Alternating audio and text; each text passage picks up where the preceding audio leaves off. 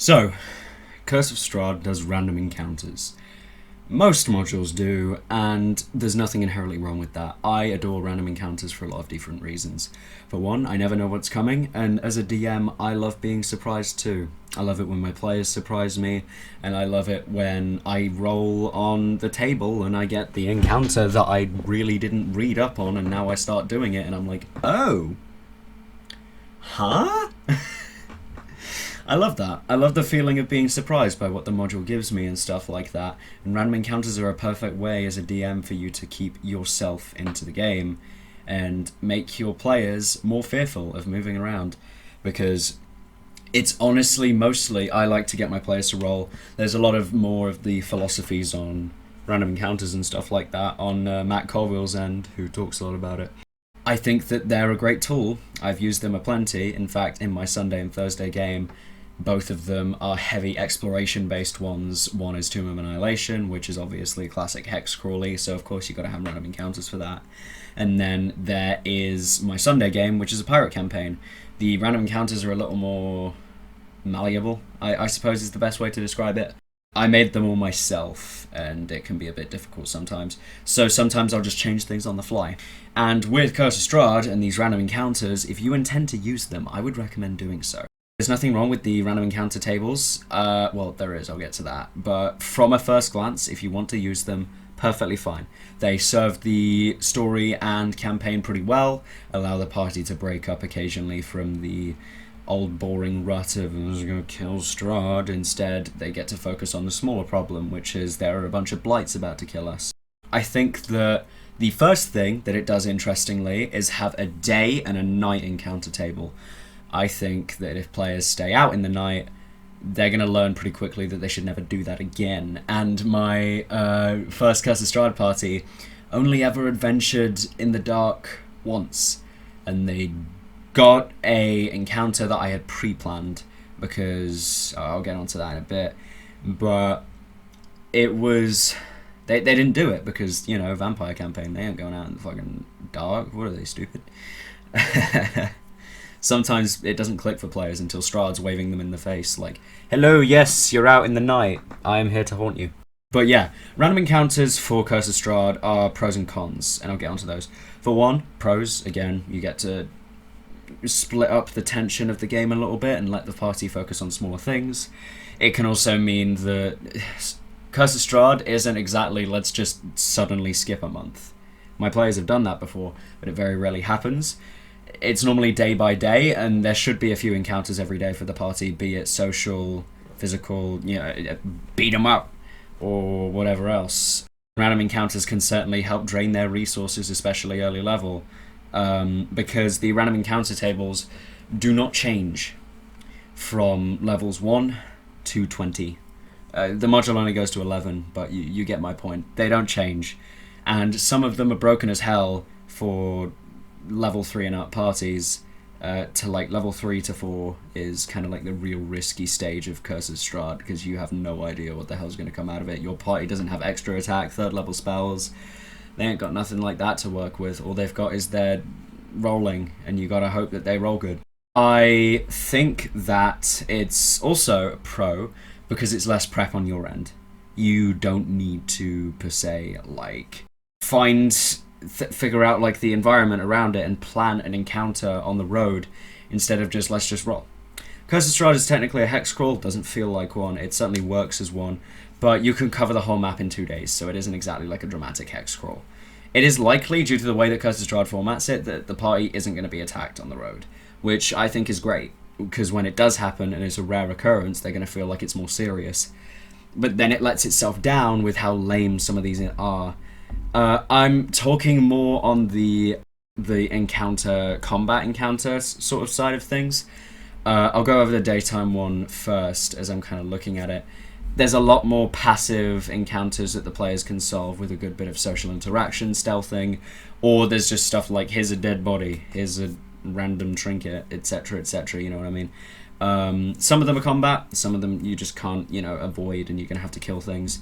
But the most difficult one here in terms of definite combat looks like a D6 scarecrows or a D6 werewolves in human form.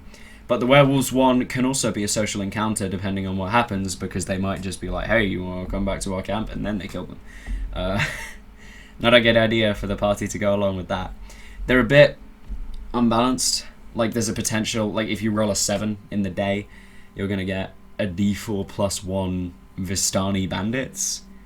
Even for level 2, which the party is not going to be exploring the open world at level 2, because it's a minimum of 3 for the open world. Vistani bandits pose no threat. They only really pose a threat to the squishy backliners. The frontliners at that point are going to have enough health to 1v3 some. Like, it definitely falls off at that point. And when you hit around even just level 4 or 5 on here, and you've got a magic item or 2, you are set for the day. Which, frankly, I can understand, you know, walking around in the day becomes a cakewalk when you're very powerful adventurers. It just means that the module doesn't get to surprise you as a DM anymore. It doesn't get as thrilling, really. Because players are very unlikely to adventure in the night, which is what I'm going to check out next. The night ones are a little more lethal, especially for early game parties. There are larger swarms of undead Strahd zombies that the party can encounter, and even a will-o-wisp, which is my favourite encounter on here. At least when I ran it, it might be a little different, but when the will-o-wisp appeared, it lured the party to a tower with a treasure chest, and then zombies popped out. I'm going to check that real quick. Let's see if that's actually what happens. That actually happens. Okay, 3d6 zombies emerge if they follow the will-o-wisp, which most rational parties will not, but sometimes they just want to follow it because it's a fun little thing to do. Oh, there's a will-o-wisp going over there. Let's interact with what they want us to interact with. Players sometimes like to fall into the traps, not gonna lie. It's kind of fun to just have your character cock up and having to deal with the consequences, because, you know, yeah, it can be fun sometimes. However, again, falling off at about levels maybe 5 here, not even 5. There's some rehashed ones on here as well. Overall, I think you kind of get the problem here. They get really outscaled the more your party go into it, which is fine. I think that using the random encounters from levels 1 to 5 basically, but really 3 to 5 is perfect. I think that that is great. They could encounter a bunch of werewolves, and if they try to kill them, they're not going to have a great time, etc, etc. Most of the encounters in here I do like, because it allows the players to figure out what they want to do themselves, instead of just, they're attacking you, roll initiative, etc, etc. I would recommend from level 5 onwards, still sticking with random encounters, perhaps make them a little less frequent, and make up some of your own. If you don't have the time to prep some of that, that's absolutely fine. Perhaps just consider adding more numbers. Adding more numbers is fine. You can do that if you want. Like, it might sound like a lazy attempt at getting something better done, but it does genuinely just make things a little harder if you add 3 more of those werewolves. And you can do that on the fly as well. You can maybe think, maybe my level 7 party are going to have a cakewalk with, like, a druid and a few twig blights. Maybe I should make it 5 druids and 10 vine blights. How about that, bitch? That's balanced, weirdly. And no, that just sounds like hell to run as a DM, though, because of how vine blights bloody work and managing multiple spellcasters in one encounter. I never really used these. I did in my first try that went horribly in a game store. It ended up with, I don't know, not much cool stuff happened with it, and frankly it was almost ignored. At least on my end. Nothing to do with the players, it's just I didn't find much interest in random encounters. Now I do, and I understand their purpose. Curse of Strahd can be good with them. You can do just as well without them. You can make your own and make them a little more dynamic and interesting. Definitely take some of the ideas. I like the grave and the corpse and stuff like that. Just little roadside things for the party to interact with that aren't actually going to kill them per se. Maybe one does at one point, and a zombie just goes when they touch their back. In any case, thank you for watching. Hopefully, at least my opinion has encouraged you a little bit about my viewpoint on the thing. You can expect these videos weekly now, since our schedule has changed. If you want more information, there's an announcement post in the announcement channel in our Discord, which you can check out in the description. I always like to keep the conversation going, so you can either join there or talk to me in the comments. I reply to pretty much every single one, unless there's ones that I just don't know how to reply to. In any case, thank you for watching. Hopefully I'll see you in the next one. Bye! Curse of Strahd's a big series now, Jesus.